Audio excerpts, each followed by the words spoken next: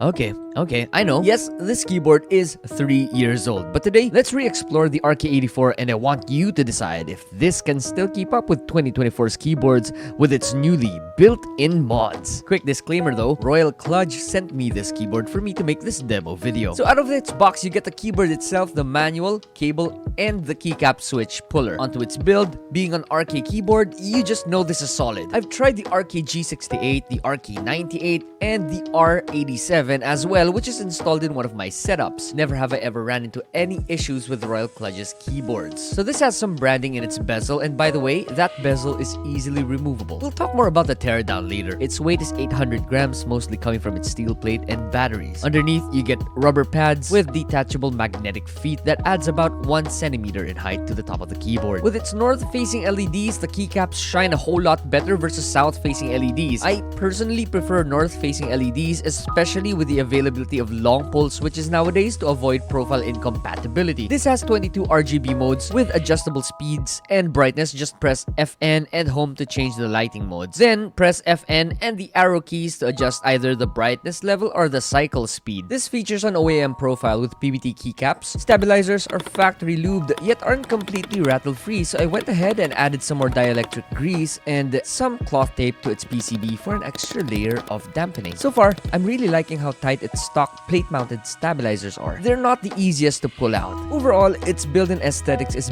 better than the old versions of Royal Kludge's keyboards. But how about the stock sound?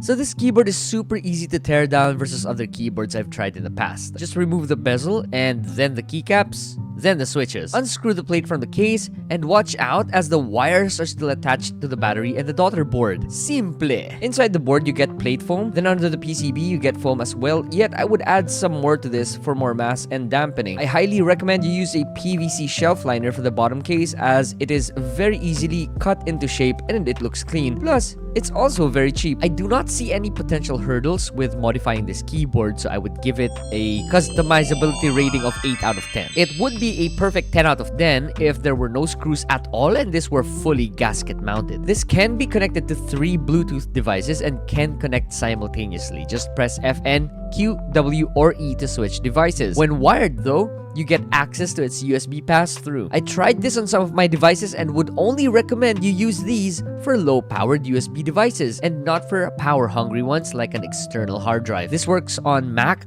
iOS, Android, and Windows alike. To select what system you're on, simply press FN, A for Windows, and FN, S for Mac. Its battery is a whopping 3,750 milliamp hour battery, which you can check on by pressing FN enter. I would prefer to remove it and use this wired for the USB pass-through, of course. Now, why wouldn't you want that, right? Its PCB is universal hot swap or full hot swap, whatever term you want to call it. It basically welcomes any switches, 3-pin, 5-pin, Cherry, Gatorons, Outemus, you name it. As for the software, all you need is here, from lighting to key binding to macro recording. And by the way, you don't need to keep the software open after saving your keybinds or macros, so all good there. You're gonna have to connect this through wired mode though if you want to make any key binding through the software. What I would add to its software is the ability to keybind to your mouse. Anyways, that's already asking too much from a budget entry-level keyboard that RK provides. Got any questions? Comment it down below. I'll try to answer them when I can. Subscribe to Biboyharanero.